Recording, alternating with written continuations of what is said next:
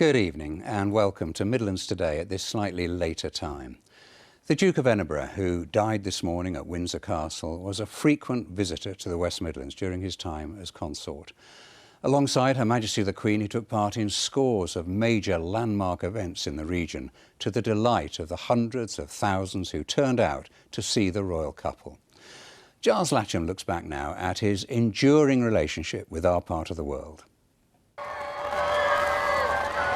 July 2012 was a washout summer, but in the Midlands the sun emerged to shine down on the Queen's Diamond Jubilee tour. The Duke, then 91, followed as ever a discreet step behind, ready though to tease his youngest fans. Prince Philip asked, "Why aren't you at school?" to me and Sasha. He asked you why you weren't at school, and what did you say? Because we came here to see you. I felt that I was going to cry in happiness. The royal visit is in celebration of the 800th anniversary of the granting of Gloucester's first royal charter. Nearer the start of their married life, this was a trip to Gloucester in the 1950s. In 1955, the young and glamorous royal couple toured the College of Technology in Gloucester Green in Birmingham. On his way to watch the final operations, the Duke neatly dodges the continuous stream of tyres. Industry and commerce was one of his main interests. The opening of the National Exhibition Centre in 1976 clearly exciting him. All the major exhibitions and the very big ones will obviously come here. In 1995, he was at the Carlsberg Tetley Brewery in Burton-on-Trent to see lager being made. When he spoke, he didn't hold back, warning British industrialists they ignored at their peril the need to train employees in the face of increased competition from abroad. Another great interest was aviation, and in the 1980s he was at the Queen's side for the opening of Birmingham International Airport. The man who masterminded the transformation of the old Elmdon airfield, the late Sir Bob Jackson, recognised the Duke's broad business sense. I think he could converse with businessmen, he'd put ideas to them and questions, and usually throw something into the discussion of quite unexpectedly that really threw people. They didn't always know how to reply to the Duke, but he was always amused by it and said, well, think about it anyway.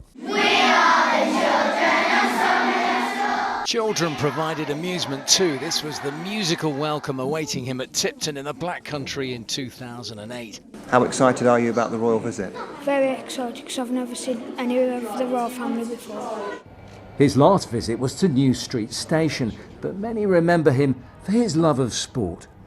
Keen on sport, been to Alexander Stadium, of course, very relevant today with the Commonwealth Games coming, and UK athletics.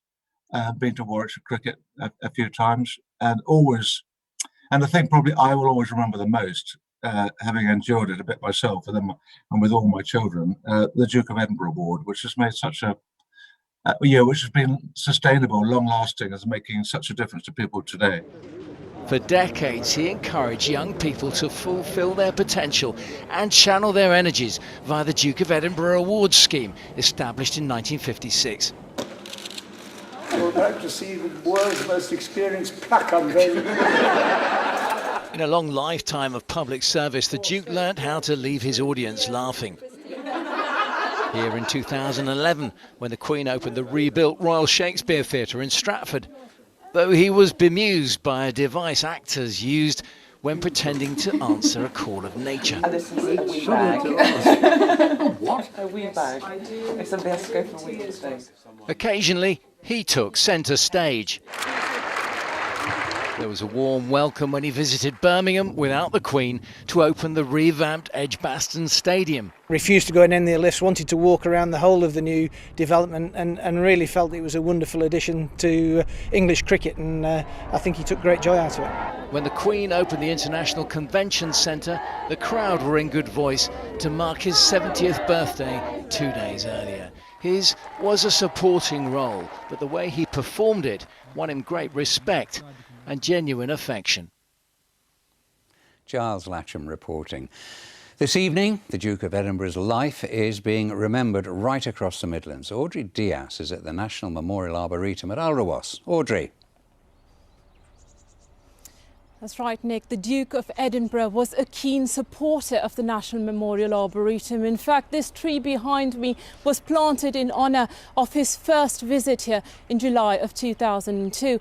His last visit here was in 2016. I've been speaking to some of the visitors who came here today, and this was their reaction to the sad news. It's sad he didn't get to be 100, but he's had a very good life.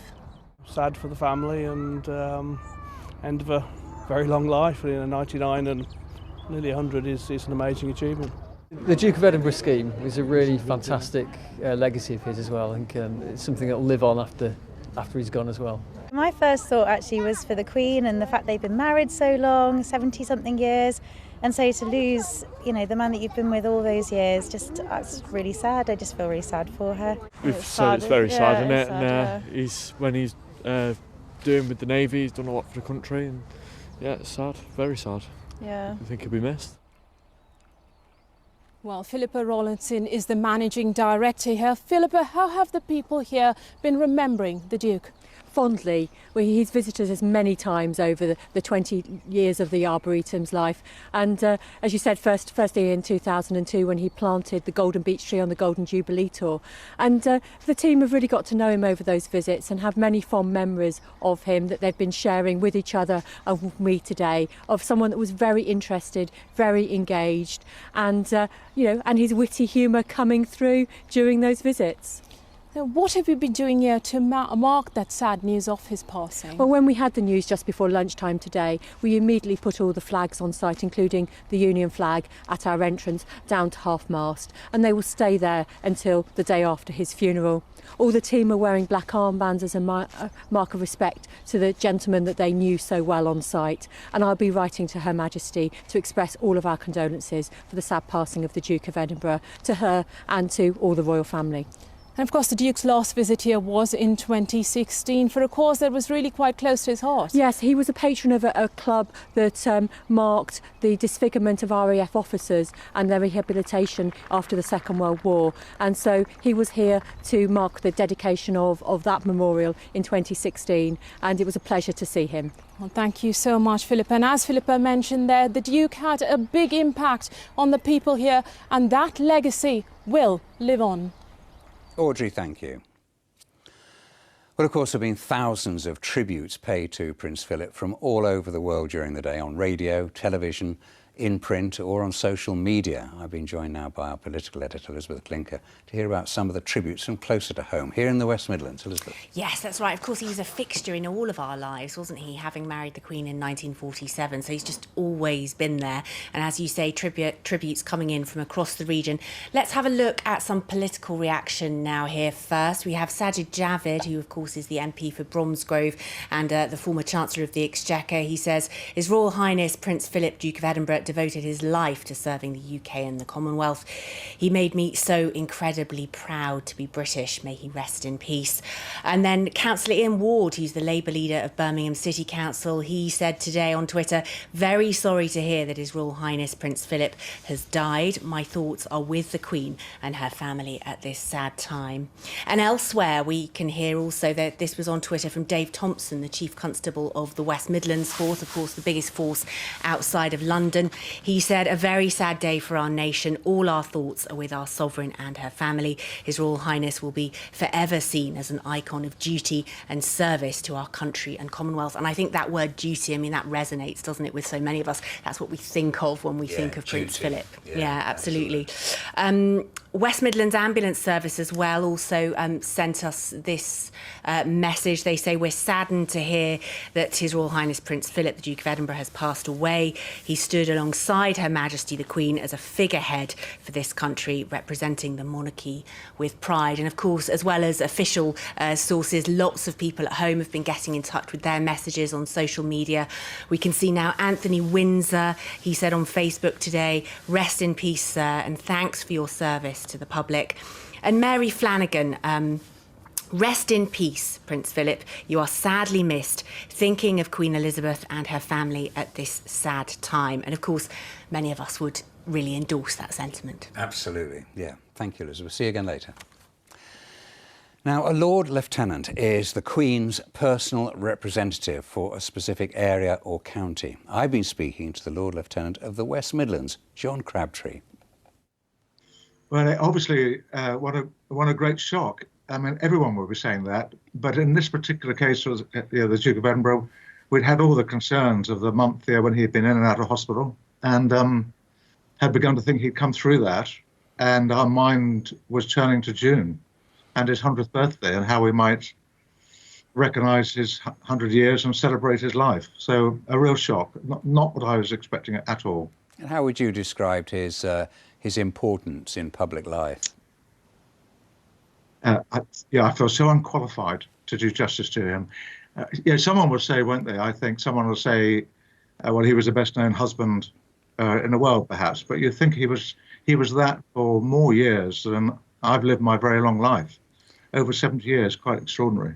And if you put his life and what he's given us all in the context of the last 12 months, what the Prime Minister called the heavy toll of the last 12 months, the tragedies and the challenges we've all witnessed in the last 12 months, one of the upsides of the last 12 months, if you can call it that, has been the remarkable coming together, community spirit, people volunteering. I saw, you'll know this statistic, 5 million new volunteers have come out of the last 12 months and helped prop up our services and support for their neighbours.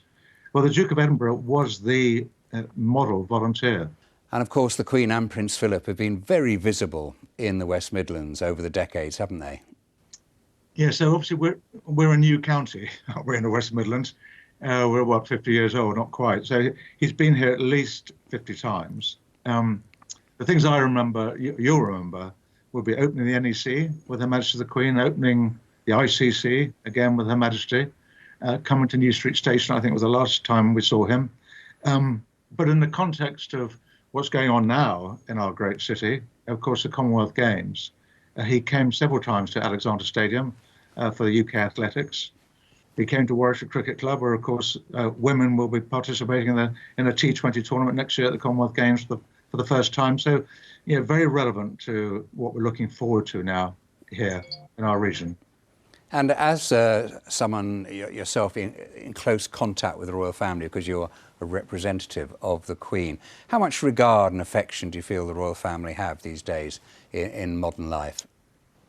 I think as strong as ever. I think for some of the reasons I've just said, that the royal family, Her Majesty the Queen, the Duke of Edinburgh, absolute role models for just that sort of unstinting, unquestioning service. That just total reliability. And of course, apolitical, reaching out to everybody, reaching out to the Commonwealth, in the context of our community here, reaching out to all our communities, no fear or favour anywhere, I think as much as ever. And that's why all our thoughts and our prayers and our hearts are with the royal family today. John Crabtree, thank you very much. No, a pleasure, thank you. Well, among acts of remembrance for the Duke of Edinburgh's life, this evening was a special service at Coventry Cathedral. The original cathedral in the city was almost completely destroyed during the Second World War. And in 1956, the Queen and Prince Philip attended a ceremony to lay the foundation stone for a new cathedral. Kevin Reid is in Coventry for us this evening. Kevin. Well, Nick, that very stone that you mentioned is just behind me here, 65 years ago now since it was laid. And of course, Her Royal Highness the Queen and His Royal Highness Prince Philip came along for that occasion. And yes, if there has been a service here today. It's been streamed online. It was led by the Reverend Canon David Stone, who said that they'd gathered in shock and sadness to show gratitude to the life of His Royal Highness. And there was also a sermon presented by the Bishop of Coventry. We will have our own memories of his life and devoted public service. His presence with the Queen on countless occasions, and that mischievous twinkle in his eye. I had the honour of meeting Prince Philip personally, and I was touched by his kindness to me. Well, I'm joined now by Reverend Canon David Stone. David, quite a moving service, wasn't it? I mean, you didn't have any people here, but it was streamed online. That's right. We weren't able to have many people here, but you're right, it was streamed online, hundreds of people looking in, and an enormous privilege to be able to remember the Duke on this very special day. And particularly, I think, to give thanks for him and to pray for Her Majesty after so long together, now parted. And of course that visit by the Queen at that very important time for the city, the rebuilding of the new cathedral, His Royal Highness will be forever linked with the city, won't he? He will, yes, because of course he came with the Queen, as he does on so many occasions, yet you won't find his name on the foundation stone. That kind of sums him up, really, isn't it? Someone who was self-effacing, a couple of steps behind, being firmly supportive, not in the limelight, and yet what a fantastic contribution he has made to our national life. Well, you are going to continue to reflect on the events of today in your forthcoming services, aren't you? We are, yes. Certainly all our services over the next little while will have the flavour of wanting to give thanks for his life, to commend him to God, to pray for those who mourn, to celebrate what he means to us. Well, yes, of course, a very sombre atmosphere here this evening in Coventry, and anybody who wants to attend any of those services can do so by going to the Coventry Cathedral website. Kevin, thank you. Elizabeth Glinker is still with me. Tell us more about what's been happening today. Well, we know now that the official mourning period is going to last for 8 days, and during that time we'll be seeing the flag flying at half-mast across the region on buildings. We've just seen and heard about the service that was held in Coventry, but across the region people are remembering the Duke in various different ways. We can see now billboards in Birmingham city centre this afternoon. Just this morning these same billboards were warning people about social distancing and COVID. They now all bear the face of the Duke of Edinburgh with his life there. You can see 1921 to 2021.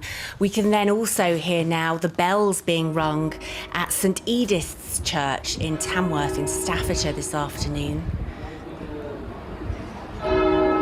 There we are. I'm sure we'll be hearing that across the weekend in various parts of the region.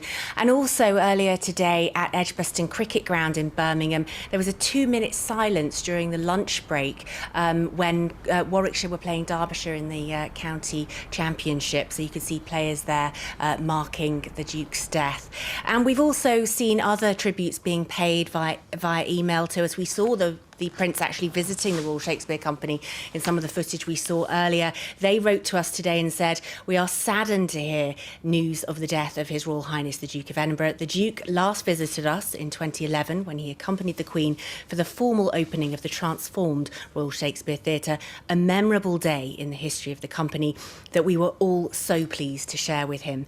And finally, this quite moving really, from the Bishop of Worcester, Dr. John Inge. He says, "As a most wonderful consort to Her Majesty the Queen, he has been centre stage for decades, bringing his considerable wisdom and wit to bear on so many situations.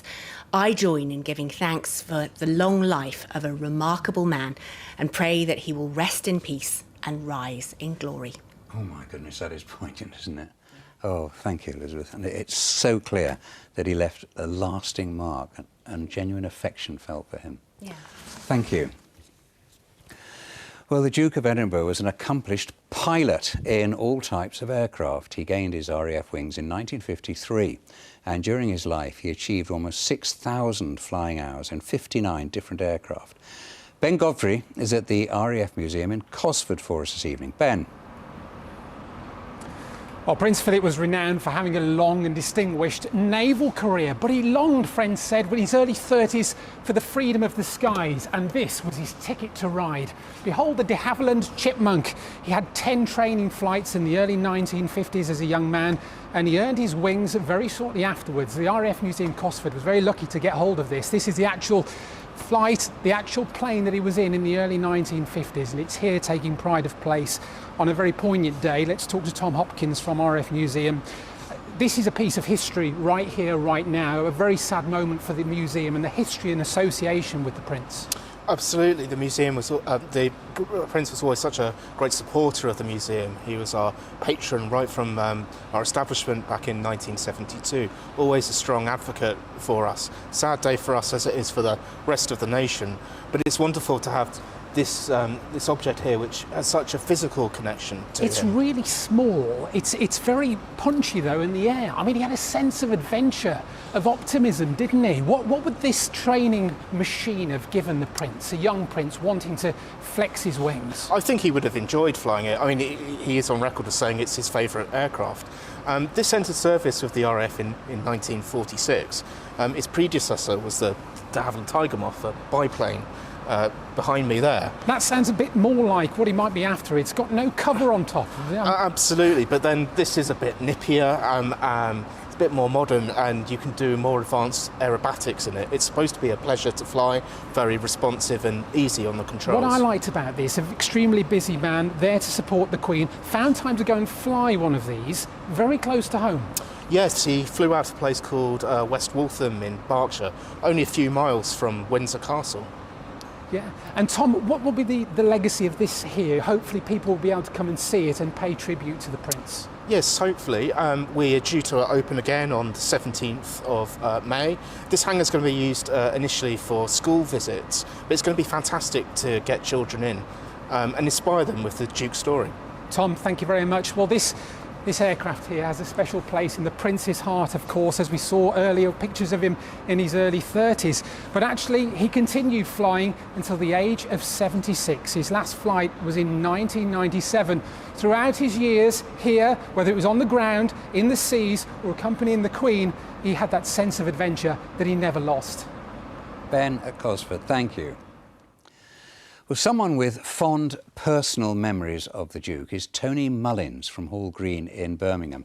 Tony, who's now 81, was the first ever Duke of Edinburgh Gold Award winner. Since then, his daughter and his grandson have achieved gold too. The Mullins family was the first to do that as well. Well, Tony told me about his reaction when he heard the news today. Well, like everybody else, I was sad, and my wife particularly was very upset and had some tears. But I have to say I was a little bit surprised. I know it sounds silly, but I spoke to him on his 95th birthday or thereabouts, and he said he intended to stick around till his 100th birthday so he could get a message off the Queen.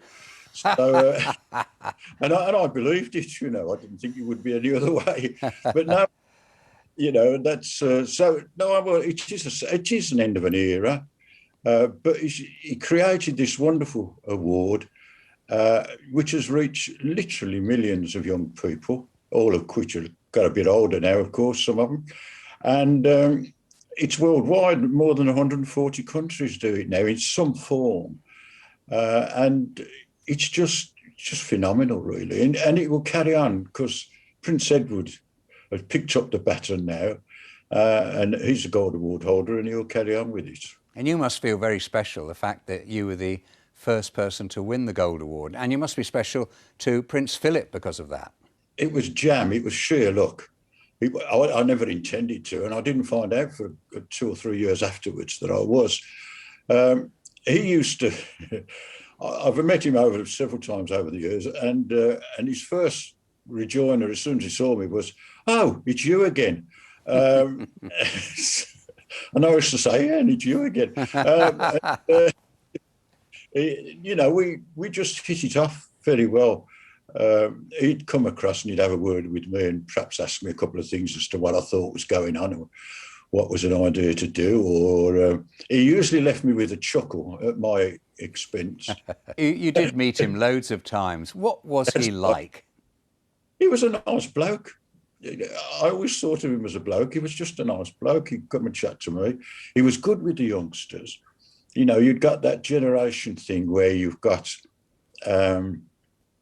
perhaps granddad and grandchild, and the grandchild will talk more to the granddad or the grandma perhaps than the mum and dad, you know, so they always know what's going on. And he sort of scaled the generations. And you're talking about youngsters, Tony.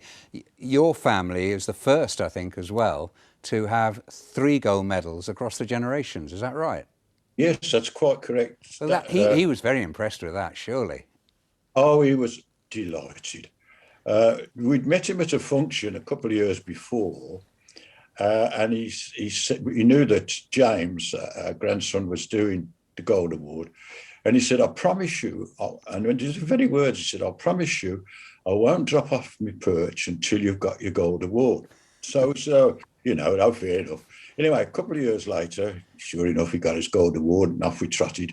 And I wrote to him and told him, we had a personal audience with him, a private audience at St James's Palace. And he came in and he gave a jig, a proper little jig. And he was over the moon. And he said, I told you I'd stick around, didn't I?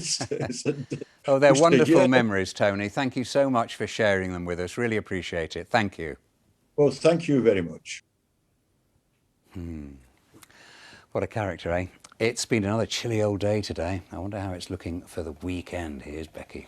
Yeah, thank you very much, Nick. It's turning increasingly chilly once again as we head through this weekend. Good evening.